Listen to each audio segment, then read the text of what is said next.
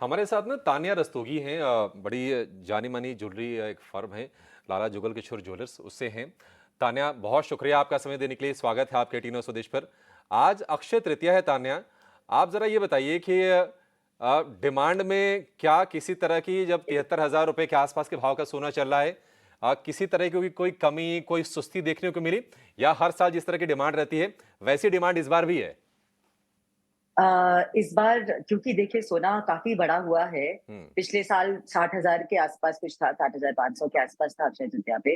अभी 72 के आसपास बैठा है, तो डेफ़िनेटली पिछले साल से हम जितना परसेंटेज बढ़ा है, वो 21% के आसपास हम सेल्स में कमी, ऑलरेडी वॉक इन में कमी देख रहे हैं और मुझे लगता है एंड तक देर तक देखेंगे भी। उसके बावजूद ये एडजस्ट कर दें अगर हम परसेंटेज, तो हम जो अभी आप लोग पहले बात कर रहे थे कि सोने में फंडामेंटल्स चेंज होते हुए दिख रहे हैं, कि डॉलर बढ़ता हुआ में भी सोना बढ़ रहा है, कॉन्ट्रेरी एक्सपीरियंसेस में भी सोना बढ़ रहा है, तो वो इसका वजह यही है कि सोना बस वेट कर रहा है वापस भाग के निकलने के लिए। सोने का मतलब वो जो पॉजिंग की वजह से, जो रेट्स की वजह से जो उसके ऊपर प्रेशर बना हुआ है, सोना जिस ऊंचाई पे जाना है वो था। अभी आप देखें सब तरफ मॉर्गन स्टैनली, सब सब तरफ से जो अनुमान आया है इस साल का, वो काफी हाई होता चला जा रहा है। पिछले साल इसी अक्षय तृतीया पे हमने कहा था कि जी 80,000 तक छू सकता है अगली दिवाली, तब हँसे थे सब लोग। अभी देखिए होता हुआ दिख रहा है, हो सकता है हो जाए। तो उसका वजह से बहुत सारे लोग हैं जिनको, और सोना ऐसा चीज़ है जैसे आपने कहा, it's an emotional buying. India में सोना जितना भी महँगा हो जाए, बिकना बंद नहीं हो सकता। लोग बेचते अभी बड़े से बड़ा दाम पे भी हम लोगों ने सोने को बिकते हुए नहीं देखा। सोना खरीदता हुआ ज़रूर लोगों का कम हुआ, पर लोगों का बाज़ार का, घर का सोना बाज़ार में नहीं आता। तो लोग वेट ज़रूर कर रहे हैं, बहुत ज़रूर कर रहे हैं कि सोना कब स्टेबल हो और हम खरीद पाएँ। तो उसकी वजह से जिनको आगे चल के खरीदना ही है, उनको ये है एस्टिमेट कि अभी ये छोटा-सा पॉजिंग है, इसके बाद और तेज़ से बढ़ेगा। तो उसकी वजह से, और आपकी हैवी जो मुहूर्त है वो रात देर तक है, तो उसकी वजह से काफ़ी अभी शाम को होते-होते अच्छी खासी वॉक-इन्स शुरू हो गई है। And I feel by the end of the day अगर हम वो डिफरेंस ऑफ रेट एडजस्ट कर लें, तो it should be very similar to last year. एक और सवाल होगा, अगर पिछले आप फैमिली बिजनेस है आपका ज्वेलरी का, किस तरह से जी। ट्रेंड बदला है और नई प्रेफरेंस क्या है? जो लोग ज्वेलरी बाइंग कर रहे होंगे, उनकी पसंद अब क्या धीरे-धीरे बदल रही है? ट्रेंड में कुछ बदलाव देखने को मिल रहा है ज्वेलरी मार्केट में? जी, बिल्कुल, एंटायर इंडस्ट्री वाइज़ ये चीज़ प्रेवलेंट है अगर आप देखें। पहले हम लोग अक्षय तृतीया पे भारी-भारी सोने का माल, शादी की jewellery, it was mostly a wedding buy. मतलब इंडियन इकोनॉमी वैसे भी 60% governed by the wedding industry.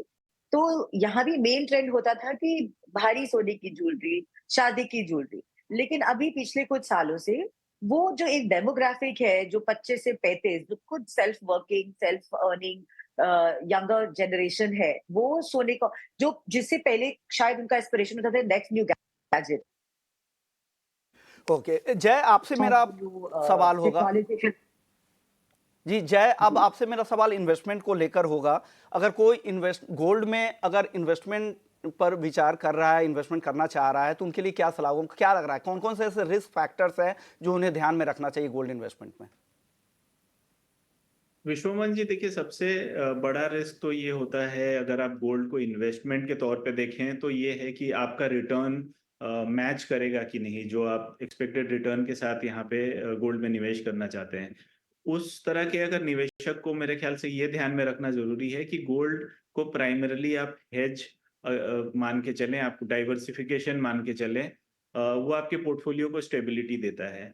तो जो फैक्टर्स यहाँ पे रिस्क वही है कि अगर यहाँ पे जो demand for other riskier assets अगर बढ़ता है तो गोल्ड में रिटर्न कम आने के चांसेस रहते हैं, क्योंकि अगर इक्विटी मार्केट चल रहा है, अगर दूसरे एसेट क्लासेस में बहुत ज्यादा तेजी है, तो हो सकता है गोल्ड के प्राइसेस में दबाव देखने को मिले। तो ये रिटर्न पर्सपेक्टिव से एक रिस्क होता है। अदरवाइज यहाँ पे ब्रॉडली मुझे नहीं लगता है यहाँ पे और कोई रिस्क है, क्योंकि ये एक globally accepted mode of payment है। आप किसी भी देश में रहें, किसी भी इलाके में रहें, गोल्ड हमेशा एक्सेप्टेड करेंसी माना जाता है, तो वो रिस्क आपका नहीं है। और आजकल जिस हिसाब से फाइनेंशियलाइजेशन ऑफ एसेट हुआ है, सोवरेन गोल्ड बॉन्ड्स अवेलेबल हैं, तो आपका जो स्टोरेज रिस्क है उसका भी डर नहीं है कि आपको घर पे रखें और कहीं चोरी हो जाए। अब जैसा पहले के एक्सपर्ट्स ने भी बताया कि ये आपका जो ट्रांजैक्शनल वैल्यू है ये हमेशा एट पार रहता है। जिस तरह से अगर इन्फ्लेशन बढ़ता है तो यहाँ पे गोल्ड के प्राइसेस भी बढ़ेंगे, तो आप जो गुड्स एंड सर्विसेज आज लेना चाहते हैं 5 साल बाद भी अगर लेते हैं तो उसका भी पैरिटी बना रहता है। तो गोल्ड एक ऐसा एसेट है जिसमें रिस्क एक ही है कि ये शायद आपको वो उस तरह का फिनोमिनल रिटर्न नहीं दे पाए जब दूसरे एसेट क्लासेस चलते हैं। अदरवाइज इसको छोड़ के मुझे नहीं लगता है इस गोल्ड में निवेश करने में और कोई दूसरा रिस्क है। ठीक है, ये आपके लिए बिल्कुल एक सही सलाह है। विक्रम जी, आपसे जानना चाहेंगे सर, चूंकि बहुत सारे ऐसे लोग हैं जो जिनके पास सोना नहीं होगा और वो सोना खरीदना चाहते होंगे, तो पहले तो सर ये बताइए कि सोना खरीदना जरूरी